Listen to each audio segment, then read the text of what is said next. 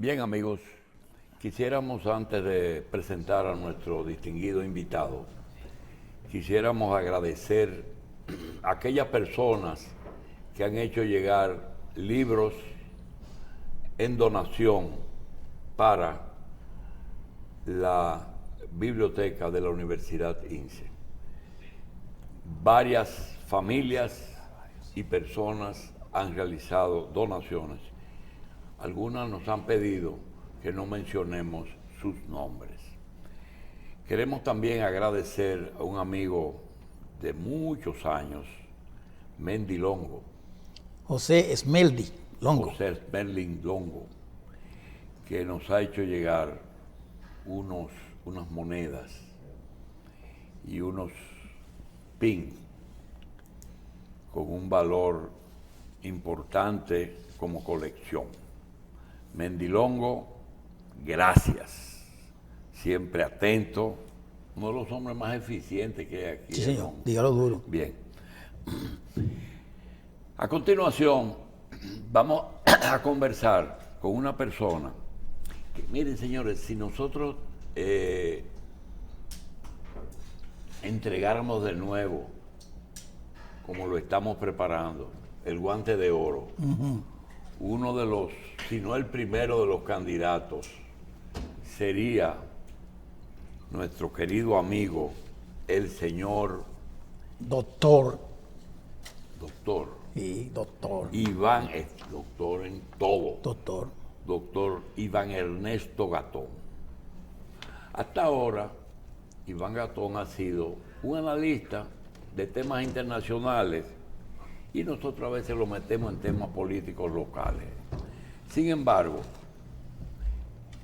ya Iván es un personaje internacionalmente reconocido. Primero, es invitado regularmente a centros de pensamiento, a universidades, a dictar conferencias y a participar en seminarios sobre política internacional. Y sorpresivamente en los últimos días lo he visto como un comentarista internacional, no solamente de medios locales, sino parece que ya va a ser fijo en una de las cadenas en español de Estados Unidos. ¿Telemundo o Telesistema? Hay varias cadenas que hacen ya... Me gustaría, además de entregarte un reconocimiento, entregarte un cheque de 2 o 3 millones de dólares. Porque siempre esos reconocimientos van acompañados. No, pero se lo podemos entregar. Sí, se lo mandamos por WhatsApp. Sí. Iván, gracias y te felicito por todo. Gracias. Todas gracias. Bien. El tema obligado es algo que ya tiene mucho tiempo. Así como la pandemia no termina, porque varía cada rato con nuevas cepas, y también otras enfermedades que se han sobreañadido al tema, mantiene al mundo en una completa pandemia. Sin embargo, tenemos también el tema de control de la población, los controles de la población, que es un tema que yo quisiera que tú le prestes atención, porque en los años 70 comenzó no a preocupar, ya preocupaba hace mucho, para tomarse algún tipo de medidas para evitar que el mundo tenga problemas de alimentación por el exceso de población. Tenemos también que acaban de anunciar que ya el mundo tiene 8.000 millones de habitantes. Pero por otra parte, el gobierno de Turquía dio ayer una cifra que te dice que hasta hoy ellos han reportado 35.000 muertos por un evento un día, sin contar Siria. Entonces, el mundo no es que está convulso, es que todos sus problemas como que se hacen interminables. Lo mismo de la guerra. diagnosticaron que esa era una guerra de 6 meses, después la extendieron, pero ya la prórroga no se sabe a dónde llega. Y van por parte. La guerra rusa-ucraniana tiene alguna solución de terminar por lo menos el enfrentamiento militar, aunque siempre va a estar presente las diferencias que tienen esas dos naciones. Sí, pues si hay interés político, por supuesto que termina. Ucrania no hubiese podido mantenerse si no hubiese sido por el apoyo de la OTAN.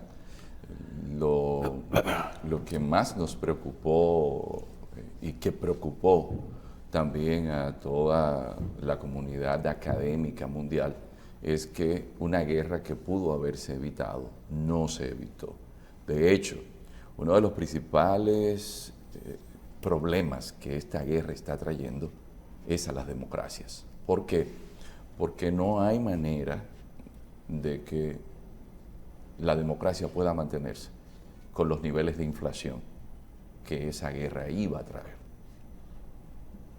Cuando ustedes notan lo que está sucediendo en Europa, tengo una profesora amiga inglesa que hoy no hay clase, que hoy hay huelga de transporte. Eso casi no se promueve en los medios de comunicación, pero en Francia hay inconvenientes. Toda Europa, de una manera u otra, hay agitación. Y esa agitación, usted lo va a notar en que la extrema derecha entonces sigue ganando espacios. La corrupción, que es algo habitual en la mayoría de las democracias, porque si no hay un compromiso personal, filosófico y sobre todo un idealismo, lamentablemente esa falta de disciplina, de interés, va a llevar a que la gente que entre a la política lleve a las democracias a lo que yo me he dedicado a llamar pornocracia.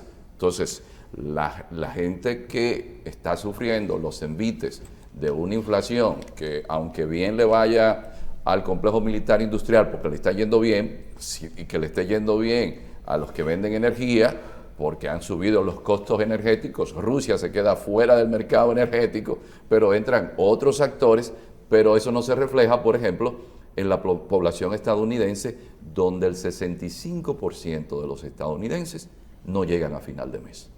Entonces, esa guerra, como lo dice Mearsheimer, como lo dijo el propio Kissinger, pudo evitarse, pero se necesitaba el interés político y eso no está sobre la mesa. Decía Stoltenberg, el secretario general de la Organización del Tratado del Atlántico Norte, que Ucrania está consumiendo más armamentos de lo que pueden reponerle.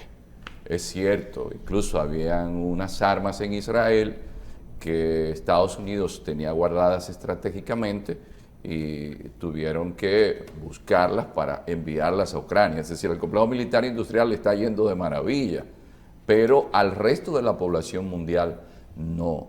Y se ha perdido de vista que esta guerra ha llevado a que se quite de los principales focos de interés del mundo problemas más fundamentales, como vendría a ser el tema de climático, como vendría a ser el tema de las grandes transnacionales del crimen del planeta, por una guerra que evidentemente no existió el interés político. Ahora que un periodista ganador del premio Pulitzer, Hersh, acaba de decir que el Nord Stream fue explotado por la administración Biden, esa noticia ha causado revuelo en Estados Unidos, pero ¿usted sabe lo que significa que eso haya sucedido?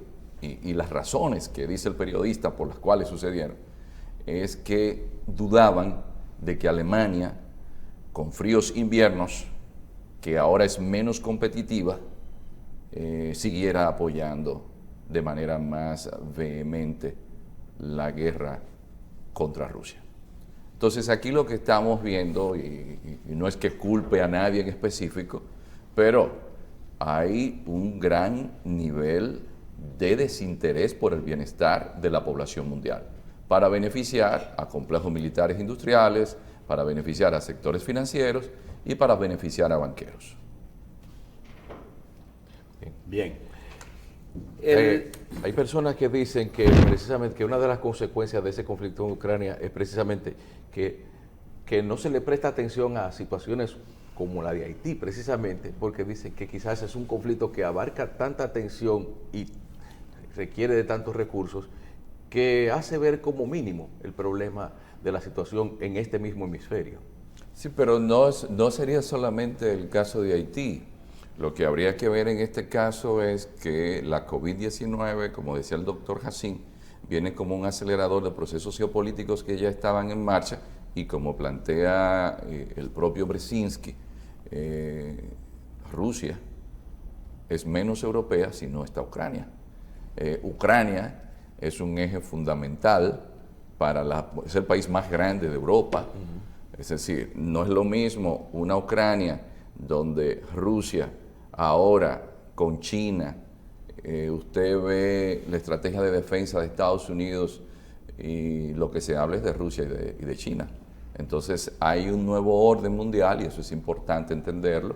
Esto no es que los imperios sean malos o buenos, todos los imperios en la historia de la humanidad lo que tienen son sus propios intereses, pero aquí lo que vemos es un mundo multipolar donde Estados Unidos, en América Latina, de los 34 países que existen, China tiene mejor intercambio comercial con 21 de los países y está incluyendo en el proyecto de la Franja y la Ruta de la Seda a esos países. Entonces hay una disputa no solamente en Europa, que a China le va muy bien con los europeos, o a Rusia le iba muy bien con los europeos también.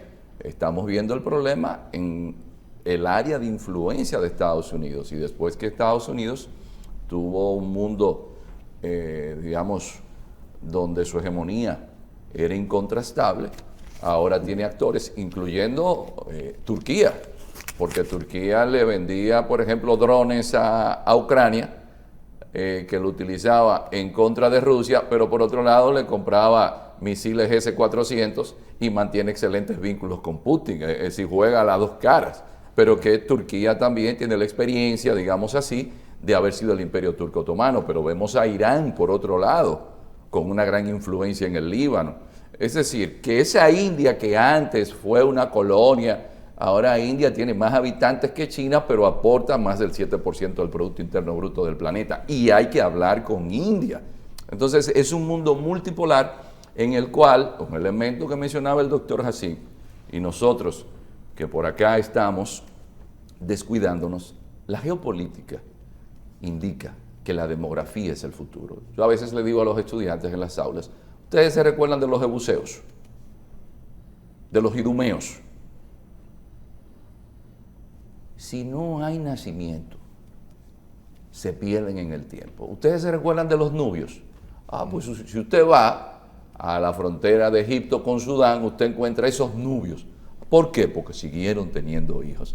Sucede que de esos 8,000 y pico de millones de personas que el doctor Hassin mencionaba, la mayoría son asiáticos y africanos. Es Europa, que es la principal promotora de esas políticas.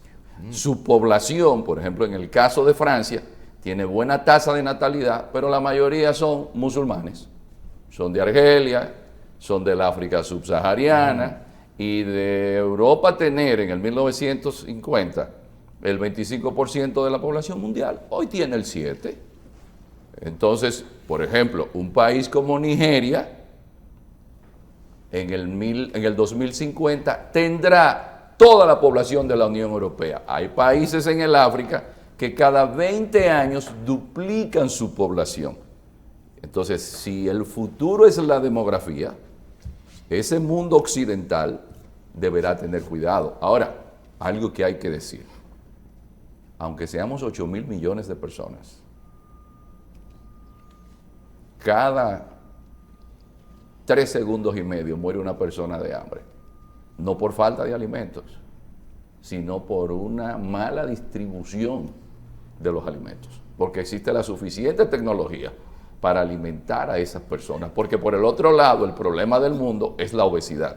Entonces, el tema de que mucha gente y que hay pocos recursos es una cuestión Doctor, de racionalidad en el uso. Pero hay algo que yo quisiera añadir. Mira, nunca yo había leído una guerra tan atípica como esta, la de Ucrania. Primero, aparentemente un conflicto entre dos naciones, problemas ancestrales, están afectando el mundo y la economía del mundo, más de lo que todo el mundo se imaginaba. Después, potencias usan eso, China usando a Rusia y Estados Unidos usando a la OTAN. No totalmente a la palabra usar, pero polarizarse. Por otra parte, los efectos económicos de una guerra son raros. Tú tienes una economía que sigue funcionando en las dos naciones. El trigo pasa por Turquía, la dejan pasar. Sin embargo, ayer aparecen una cantidad de soldados que son apresados en el lado ruso de origen ucraniano. Entonces, te dicen que podrían usar armas nucleares. Y tú dices, ¿están amenazando o podemos en un momento dado decir, bueno, lo han dicho tanto que van a tener que usar? Háblame de esa situación específica, porque tú conoces también una parte de la economía que produce la globalización y el tema de la frontera. Adelante. Sí, bueno, el asunto es que la globalización, la COVID, ayudó a que algo que mucha gente no se había dado cuenta, y es que en el proceso de globalización, y que lo vemos mejor concretizado a partir de que la ronda de Marrakech, todas esas rondas que se habían llevado a cabo para formar la Organización Mundial de Comercio y que a China se le permite ingresar a la Organización Mundial de Comercio, ¿quién era el gran ganador de esa globalización? China, de seguir el proceso como iba de libre mercado. ¿Quién iba a ganar? China. Xi Jinping, cuando va al foro de Davos, dice que China va a ser la gran defensora del libre mercado. Entonces, en el COVID o en la COVID, ahí ya se comienza a hablar después del nearshoring. ¿Por qué? Porque si el comercio seguía como iba, y todavía en la actualidad, Estados Unidos tiene un déficit comercial de más de 300 mil millones de dólares con China. Entonces, en ese proceso de globalización, esa guerra ayuda a romper entonces. Por eso ahora, cuando usted oye los discursos, tanto de Ursula von der Leyen, la presidente del Consejo Europeo, o usted oye Stoltenberg, o escucha de otros lados de Occidente, le dicen, bueno, aquí hay una lucha entre dos sistemas, uno que es el autocrático, el otro que es el democrático. Entonces nos están diciendo que fue que el mundo cambió, ya el mundo no va a seguir. ¿Y qué sucede? Que nunca la humanidad había sacado tanta gente de la pobreza como la sacó con ese proceso, porque el comercio, el libre comercio en verdad, ayudó a que miles, digamos así, de millones de personas salieran de la extrema pobreza, pero la mayoría eran asiáticos. Doctor, esa es la realidad. doctor, apalancándome. Vietnam, perdón, es un país que le ha ido muy bien, tiene 100 y pico de millones de habitantes, pero la mayoría no son occidentales. Por eso es, para concluir aquí, que en ese mundo, que ahora se habla de un mundo post-occidental, es en el Pacífico que se encuentra. Está bien. Doctor, apalancándome en la pregunta del doctor Jacín, yo le voy a preguntar a usted como analista. Usted no es mago, ni puede inventarse lo que puede pasar. Todavía no tiene esa facultad. Pero, viendo, por ejemplo, ¿a quién, le pregunto varias cosas, ¿a quién beneficia esta guerra? Zelensky no es un político, entregó la presidencia y tiene un apoyo importante de los Estados Unidos y su grupo. Pero también Putin tiene su apoyo también. Entonces, yo pregunto si pareciera esto, caso Guaidó-Zelensky, fíjese lo que pasó con Estados Unidos y Venezuela, y fracasó, porque Guaidó ya no existe. Entonces, ¿qué es lo que puede pasar con esto? ¿A quién perjudica y a quién beneficia? Pero primero, ¿a quién beneficia esa guerra? Que tiene ya meses. ¿Qué usted me dice? No, la guerra, como lo decía, lo que beneficia es al complejo militar industrial. En ninguna guerra se gana, desde la perspectiva humanística. todas las guerras dejan pérdidas. Señores, ustedes se imaginan cómo están los ucranianos hoy, con los miles de muertos que tienen, temperaturas bajo cero, sin calefacción, sin alimentos. Un país destruido, que era un país ya de los más corruptos del mundo. Zelensky ha tenido, por suerte, el apoyo de los grandes medios de comunicación, y ahí volvamos de nuevo a poner la mira en el daño que implica para la democracia tener personas que vienen de los medios de comunicación. Cuando Sean Penn lleva uno de sus Óscares para dárselo a Zelensky, yo dije, ¡ay, qué error! Porque aquí evidencia que es verdad que se ha ganado como actor un Óscar. Pero no estamos hablando de un estadista. ¿Quién ayuda a Zelensky a llegar como presidente? Un hombre corrupto que está huyendo de la justicia ucraniana. Zelensky aparece incluso en los Panama Papers. Es decir, un estadista tiene sobre todo el cuidado de no sacrificar el futuro de su país. Quiera sí o no, como lo han dicho desde el propio los militares, porque a todo esto la gente piensa que a los militares les gustan las guerras. Cuando usted habla con los militares que han estado en guerra, que han visto morir enemigos, que de sus camas han sido casi levantados por la explosión de un artefacto, los militares no les gusta tanto la guerra porque conocen el oprobio y cómo la inhumanidad lleva al hombre a convertirse en una bestia en las guerras. Los militares siempre han dicho que Ucrania no le gana a Rusia. Y algo que refería el doctor Hassim, ¿y ustedes creen que Rusia en el momento que se ve amenazada va a dejar de utilizar un arma atómica? No lo va a dejar, porque eso está en su estrategia militar. Entonces, nosotros... O sea, que puede desaparecer a Ucrania. Pero no a Ucrania, porque una bomba atómica es lo que se llama Massive Assured Destruction, o destrucción masiva asegurada desde los tiempos de la Guerra Fría.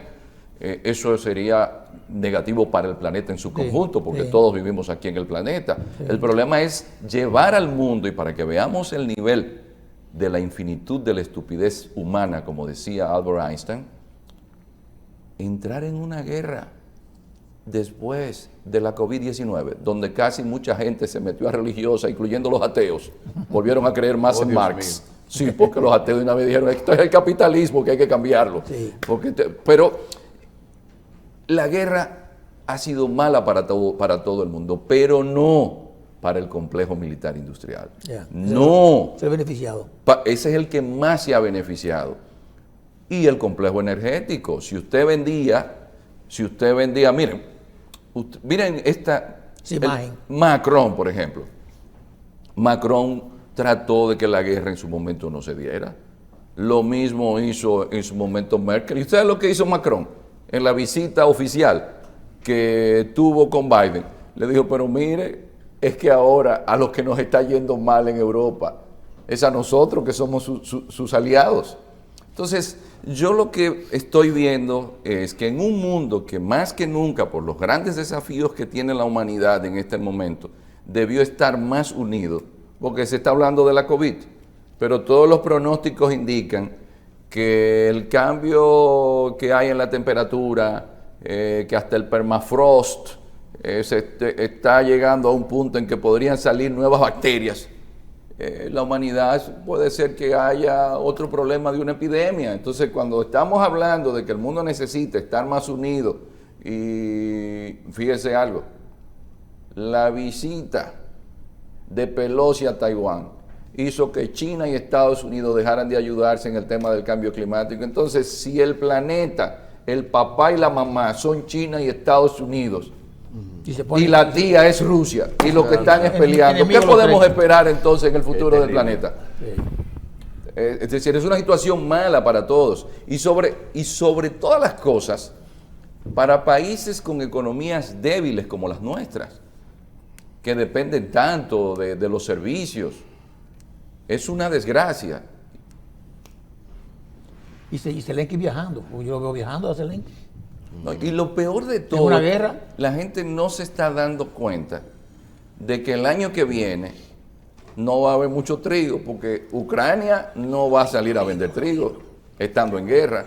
Y eso va a presionar, por eso siempre lo he dicho, la guerra en Ucrania a quien más daño le va a hacer es a las democracias, porque la inflación se va a seguir manteniendo ahí. Sí, pero hay una situación que nos puede afectar. Mira, Hoy mismo el Fondo Monetario pide que se mantengan las tasas altas y el Banco Central diciendo que lo quiere comenzar a bajar. Hoy es primera página del periódico.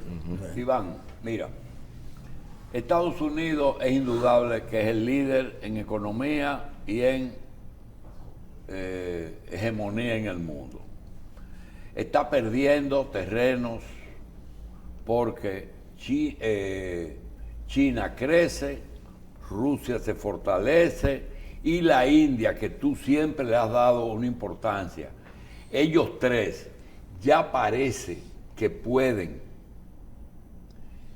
suplantar la economía y la tecnología de Estados Unidos, que es su fuerte. Ahora, ¿qué tiempo más tú estimas que Estados Unidos puede mantenerse? Y sobre todo, hay un problema que nos afecta, que es el tema de América.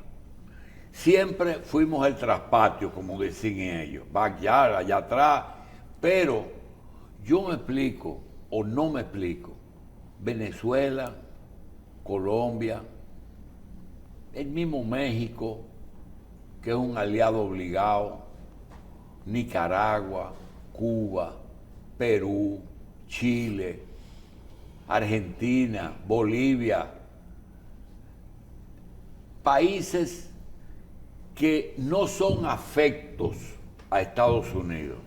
Entonces, ellos, con tanto problema en el mundo, entonces abren un nuevo frente y se meten a trabajar en la unidad de la isla La Hispaniola. ¿Tú no crees que ellos se están buscando, o es que en Estados Unidos hay diferentes gobiernos internos que deciden cosas dependiendo de quién esté gobernando? Sí, hay algo que debe llamarnos a preocupación. Cuando caput dolet, caetera membra dolent, decían en latín, cuando la cabeza duele, los demás miembros del cuerpo son afectados. Es evidente que hay sectores en Estados Unidos que han olvidado el compromiso con su pueblo, porque en el propio Estados Unidos hay que ver las situaciones que están ocurriendo, señores, y que son muy preocupantes. Cuando hablamos de seguridad en República Dominicana, uno que tiene la oportunidad de viajar un poco, hay sectores en Estados Unidos que aquí estos muchachos son lactantes para las situaciones que hay allá. Es decir, eso hay que decirlo. Lactante de niño en teta. Sí. Es decir, hay una situación de seguridad preocupantes en grandes urbes. Pero, evidentemente, hubo un descuido en políticas en América Latina de parte de Estados Unidos que ayudaran a que unas élites políticas y así también económicas en pueblos donde no hay manera de justificar tanta pobreza por todos los recursos que tienen, que poseen. Es decir, John Kenneth Galbraith decía, ¿y cómo es posible que un país como Argentina tenga esos niveles de pobreza? Es una falta de compromiso con el bienestar de esos pueblos. Y ahí está el kit del asunto. Estados Unidos ha descuidado todo ese elemento estratégico, como en todos los lugares donde hay poder, hay sus divergencias, y con relación tanto a Haití como a República Dominicana, algo que han advertido incluso desde sectores en Estados Unidos con el tema dominico-haitiano, muy específicamente el general John Kelly, que fue jefe del Comando Sur y que fue jefe del gabinete de Trump, y de ahí que mucha gente, y me decía en Israel, el guía que tuvo la oportunidad de tener un excelente guía hace unas semanas, decía él, ese que ustedes no quieren saber de él, que es Trump, desde aquí lo vemos muy bien. Entonces, con la misma guerra de Ucrania, hay gente que dice, si Trump hubiese estado ahí, la guerra no se hubiese dado, y ese John Kelly, que le renunció a Trump, Sí. siempre llegó a decir, es que son dos mundos muy distintos.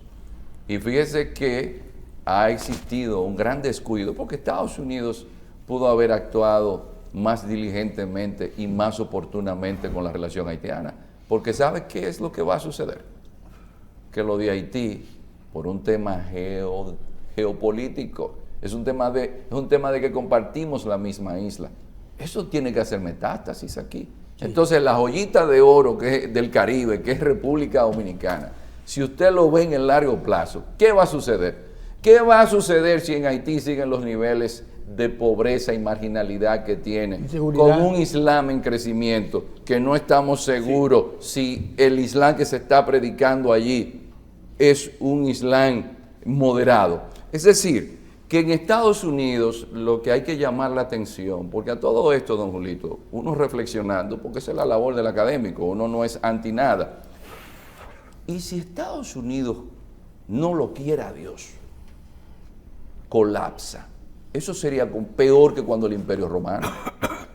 Todos los elementos de nuestra economía dependen de ahí. Pero, mira, la cantidad de temas que uno puede tratarte, no solamente cogería más de información, sino una emisora, 24 horas todos los días con Iván Gatón. Pero mira, hay 3 temas que solamente te los voy a mencionar. Primero, 2 elementos en Haití que no entiendo.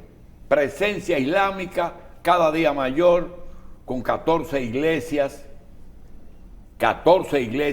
musulmanas, y la forma en que nacieron, crecieron, se reprodujeron las bandas esas armadas, con los secuestros comenzaron. Eso es un tema que está pendiente de tratar. Número 2, nosotros tenemos un ejemplo de cómo Donald Trump manejó un tema empresarial de su empresa, que me da una señal de que él manejó el Estado norteamericano con los mismos criterios que manejó su empresa. Una persona le debía un dinero a Donald Trump. Él lo llamó y le dijo: usted me va a pagar mi dinero hoy, o vamos a tener que ir a la justicia. Y el hombre dijo: el problema es que yo no creo que yo debo lo que usted me dice que yo le debo. Y segundo, que tampoco tengo lo que yo entiendo que debo pagarte. Dice: ¿cuánto tú crees que me debes? Dice: usted me está diciendo que $6 millones. Le dice el hombre: pues yo creo que yo le debo, y es lo que tengo, $2 millones. Entonces, en la torre de Trump Tower, le dijo: pues vamos a hacer una cosa, dame los $2 millones y yo te voy a llevar el carro, y gracias por traerme el dinero. Exactamente es lo que él hace y lo que hizo con los rusos, no amenazarlos y después llegar a un acuerdo. Donald Trump es el pacifista más grande que ha tenido Estados Unidos, pero no le gusta a mucha gente. No, pero con los chinos. Y lo otro, y los norcoreanos. ¿Quién era su secretario de Estado? Pompeo, ¿verdad? Ahora, yo quiero pedirte un favor. Como yo mencione tanto a Pompeo por la llamada que le hizo a Danilo, yo quisiera que tú me ayudes y me digas: ¿qué dice ese libro de ese señor? Bueno, aquí lo que Pompeo, como espía, como diplomático, como hombre que ha manejado los hilos del poder, Pompeo refiere las interioridades, un poco de lo que él podía decir, de cuáles fueron los grandes desafíos que tuvo. Es decir, peleando por una mejor América, con esa perspectiva, digamos, hasta WASP. Vamos a mostrar el título. Ese es el último. No, pero mire el título. ¿Eso se hizo antes o después de...? Después, eso es reciente, eso salió ahora. Qué pena que no está el caso dominicano. No lo menciona. Venezuela. Todavía. Nunca cedas una pulgada. Nunca des ni una pulgada. Ese es un título muy Entonces, subjetivo. se le quedó el caso dominicano fuera. No, porque también hay otro asunto que me gustaría que aquí en América Latina nos tomemos un Ubicatex 500. Y es que cuando usted ve a los grandes analistas en Estados Unidos, casi América Latina es ahora que lo están mencionando, porque ellos lo ven como si fuese Iowa o como si fuese Idaho. Nosotros en verdad creemos que República Dominicana es como el centro del mundo. Ojalá que nos traten como si fuera un estado. Sí. Ojalá. Pero yo es para significar que nosotros creemos que realmente somos ese país tan importante. Mire, cuando ustedes ven la estrategia de seguridad de Estados Unidos, lo que menciona es a Rusia como 90 veces, a China como 70 veces. Los problemas de ellos son Corea del Norte, es Irán, y ahí es que ha estado el inconveniente. Por eso es que en América Latina, Turquía, por ejemplo, ha abierto una cantidad de embajadas. Pero ustedes saben cómo fue que comenzaron. Con algo que la gente no se dio cuenta, con las novelas. Sí. Eso se llama poder blando. Pero ya Turquía tiene un turismo de América Latina muy amplio.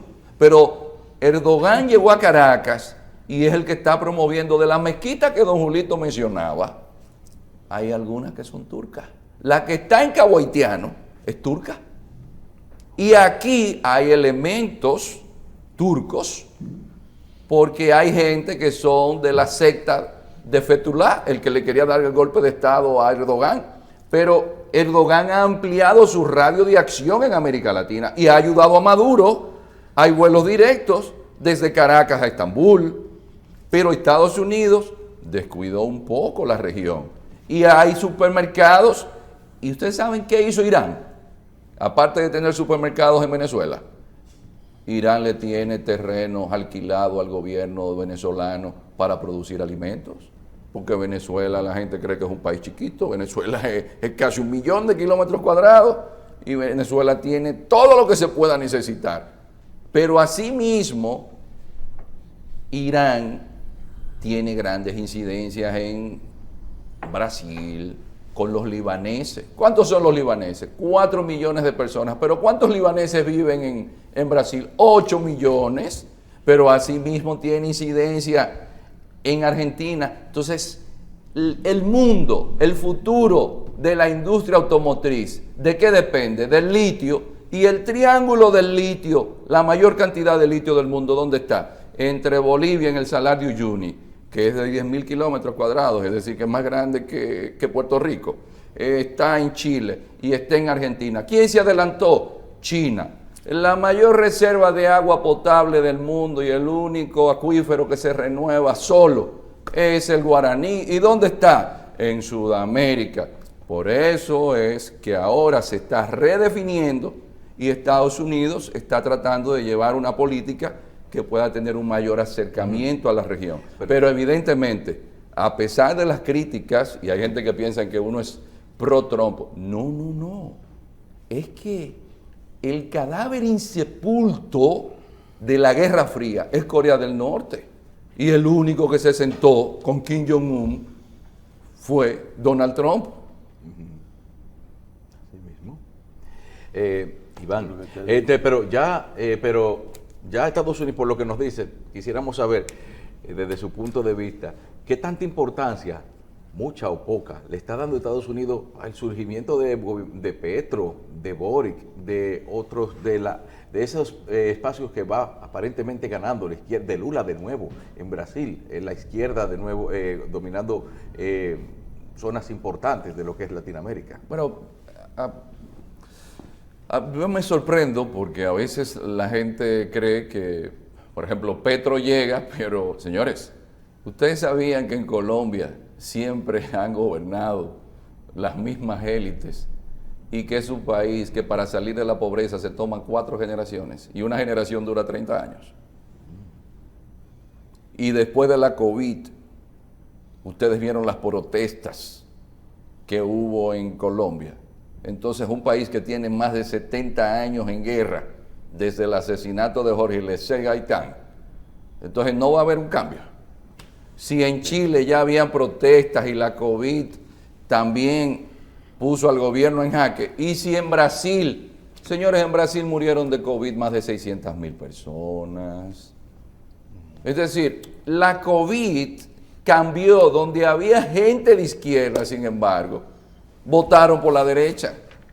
La gente no se está dando cuenta que en el fondo es un tema económico, Que las crisis son las que que no es un tema político, de que aquel es de izquierda o de derecha. Ahora yo les voy a preguntar a ustedes, ¿es la izquierda o la derecha ahora mismo, ideológicamente hablando, gente que tienen un compromiso en contra de la corrupción?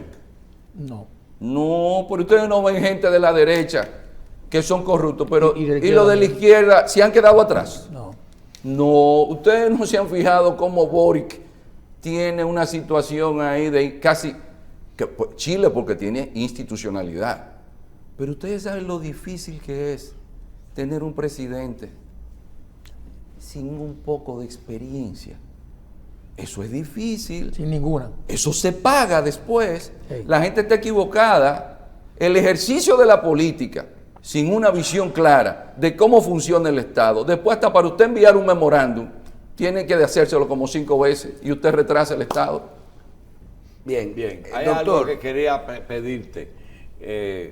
Una vez teníamos un colaborador aquí que nos ayudaba y un día cogió su cosa y se fue porque dice que la mayoría de las cosas que él llevaba no la podía tratar. Yo quiero que tú no te vayas por favor. con todos esos libros en la mano. No, miren, esto es obligatorio. Esto es una joya recién salida del horno. Esto se está hablando de que esto es lo que nos indica cuáles son las manos que mecen la cuna. Cuando ustedes ven los gobiernos, y ustedes dicen, pero es que el negocio del trigo depende de 3 personas que son los que manejan el negocio del trigo en el mundo. Y por ejemplo, España tenía una deuda externa hasta la crisis de 2008 de un 25% del Producto Interno Bruto. Pero hoy la deuda externa de España sobrepasa más del 100% del Producto Interno Bruto. Y depende de unos banqueros que no son españoles, porque Japón llegó a tener deuda de 300% del Producto Interno Bruto, pero esa deuda era de japoneses. Entonces, este trabajo es de alguien con el cual tuvimos ayer un conversatorio, el segundo conversatorio que tenemos a nombre del instituto que creamos para lo que comentaba don Julito, para las conferencias que tenemos y las clases, tanto en Europa como en América Latina, sobre todo en México. La encrucijada mundial del coronel Pedro Baños. Es el autor de Así se domina el mundo, el dominio geomental, de la geopolítica de la mente. Y ayer con él conversábamos con personas desde Santiago, San Juan de la Maguana, desde Europa, sobre estos temas fundamentales ahora para comprender el mundo. Y anoche en Santiago, en el Colegio de Abogados también, estuvimos hablando del mismo. Este trabajo para mí es importante siempre. Sin lugar a dudas, Robert Kaplan es el referente geopolítico. Y aquí sobre el Adriático, porque hay que comprender ese mundo del Adriático, donde están los países balcánicos, está Albania, pero también toda la parte de Italia, que posee el 60% del Adriático. Este libro, don Julito y todos los amigos televidentes, es un libro sencillo de leer. Aquí nos dan una serie de informaciones que muchas veces nosotros de manera sencilla no tenemos la oportunidad de asimilar. El mundo no es como crees, es decir, cómo funciona el orden mundial. Por ejemplo, creemos que la mayoría de los suicidios son de los países nórdicos y no es así. No es así. La tasa de suicidio incluso en países como Bélgica es mayor.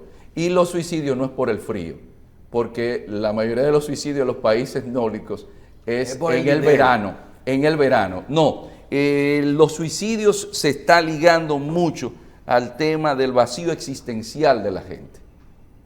A eso se está ligando mucho. Incluso también a la falta de ideales. ¿Por qué? Porque ese elemento es lo que le da a la gente que llega a las drogas, que esté en el alcohol y llega a la depresión. Ahora, esto de Philip Blum, señores, esto es una joya. Aquí este gran autor austriaco nos presenta el mundo como si fuera un teatro. Don Julito, que fue profesor en La Salle de varios amigos míos, recuerda que se hablaba de alguien que incidió mucho en el barroco, Calderón de la Barca.